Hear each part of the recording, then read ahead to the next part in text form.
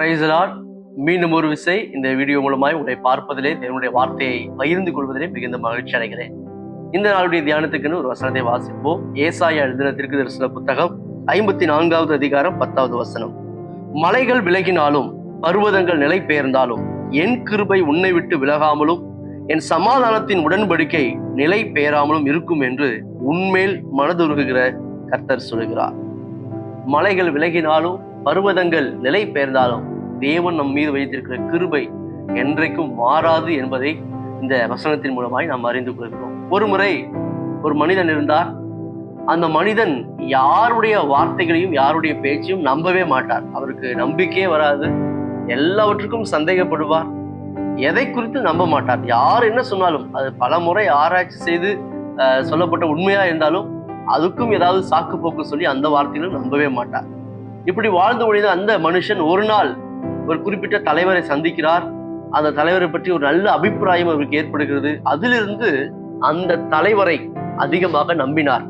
நாளாக நாளாக அந்த தலைவர் மீது நிறைய நம்பிக்கை வந்தது, நல்ல எண்ணம் வந்தது. அந்த தலைவர் சொல்வதெல்லாம் சரி என்று சொல்லி இதுவரைக்கும் யாரையும் நம்பாத அந்த மனிதன் இப்பொழுது குறிப்பிட்ட ஒரு தலைவரை நம்ப ஆரம்பித்தார். அது அவருக்கு ரொம்ப சந்தோஷத்தை ஏற்படுத்தியது, மகிழ்ச்சியை ஏற்படுத்தியது. நாளாக நாளாக போய்கிட்டே இருக்கும்போது ஒரு நாள் திடீரென்று இவர் யாரை நம்பினாரோ, எந்த தலைவரை நம்பினாரோ அந்த தலைவரை குறித்து ஒரு தவறான செய்தி வந்தது. அவர் ஒரு தவறு செய்து விட்டார் என்ற ஒரு செய்தி வந்தது. அதை இந்த குறிப்பிட்ட நபரால் நம்பவே முடியவில்லை. தொடர்ந்து அதை தீவிரமாக ஆராய்ச்சி சென்று பார்த்தால் உண்மையாகவே அந்த தலைவர் அந்த தவறை செய்திருந்தார். அவரே அந்த தவறை ஒப்புக்கொண்டிருந்தார். எனவே இது அவருக்கு, அந்த குறிப்பிட்ட நபருக்கு பயங்கரமான அதிர்ச்சி ஏற்படுத்தியிருந்தார். இதுவரைக்கும் ஒருத்தரையும் நம்பினதே கிடையாது. ஆனா மலை போல இந்த நபரை நம்பினேன், இந்த நபரே இப்படி மாறிவிட்டாரே என்று சொல்லி மிகுந்த வேதனை அடைந்தார். அதற்கு பின்பதாக மீண்டும் ஒருவரை நம்பாத நிலைக்கு சென்று விட்டார். இதே போல்தான் நம்ம அநேகரும் நிறைய பேரை நம்புகிறோம், நிறைய பேருடைய வார்த்தைகளை நம்புகிறோம், மலை போல் நம்பி இருக்கிறோம். ஆனால் அது நிலை பெயர்ந்து போகிறது. காரணம், நம் நிலையில்லாத உலகத்தில் வாழ்ந்து கொண்டிருக்கிறோம். மலை போன்ற நபர்கள், மலை போல் இருக்கிறதான பொருட்கள், சூழ்நிலைகள் எல்லாம் நிச்சயமாய் மாறி போகும். ஆனால் நம்முடைய தேவனோ என்றைக்கும் மாறாத தேவனாக இருக்கிறார். இதை நாம் சரியாக புரிந்து கொண்டு என்றைக்கும் மாறாத, நம்மை மறவாத, என்றைக்கும் நிலையாய் இருக்கிற நம்முடைய சர்வ வல்லமையுள்ள தேவனாகிய கர்த்தரை நாம் நம்பும் போது, அவரை நம்பி ஜீவிக்கும் போது, அவருடைய வார்த்தைகளுக்கு செவி கொடுக்கும் போது நிச்சயமாய் நம்முடைய வாழ்க்கையும் ஒரு ஆசீர்வாதமான வாழ்க்கையாக இருக்கும். நிறைய நேரத்துல நம்பிக்கையற்ற மனிதருடைய வார்த்தையை நம்பி நம்பி நம்பி நாமும் நம்பிக்கையற்றவர்களாக மாறி விடுகிறோம், சோர்ந்து போய் விடுகிறோம், கவலையோடு வாழ்ந்து கொண்டிருக்கிறோம். இந்த காலை வேளையிலே என்றைக்கும் நிலை பெயராமல் இருக்கிற கண்மலை ஆகிய சர்வ வல்லமையுள்ள தேவன் மீது உங்களுடைய நம்பிக்கை வையுங்கள். இந்த காலை நேரத்துல கூட நீங்க அநேக நபர்களை நம்பி ஏமாந்து போயிருக்கலாம், சோர்ந்து போயிருக்கலாம். ஆனாலும் பரவாயில்லை.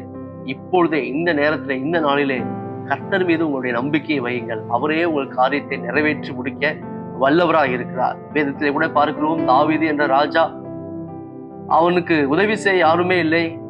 எனவே அவன் மிகவும் தரித்திரராக வேதனையோடு இருந்த 400 நபர்களை இவருக்கு என்று சேர்த்து வைத்துக் கொண்டான்.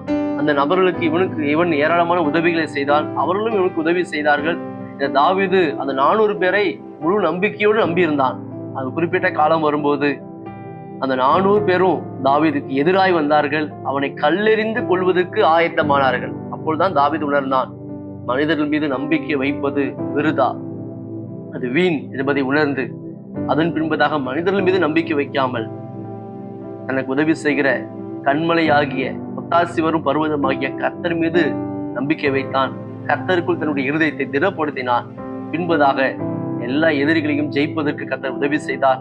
அந்த 400 பேரும் மறுபடியுமாய் தாவீதோடு இணக்கமாய் கூடிக்கொண்டார்கள். எனவே இந்த காலை வேளை மனிதனை நம்புவதை பார்க்கிறோம், பொருட்களை நம்புவதை பார்க்கிறோம், பணத்தை, வசதிகளை, நமக்கு இருக்கிற பதவிகளை நம்புவதை காட்டிலும் நமக்கு ஜீவன் தருகிற, நமக்கு உதவி செய்கிற சர்வ வல்லமையுள்ள தேவனாகிய கர்த்தர் மீது நம்முடைய நம்பிக்கை வைப்போம்.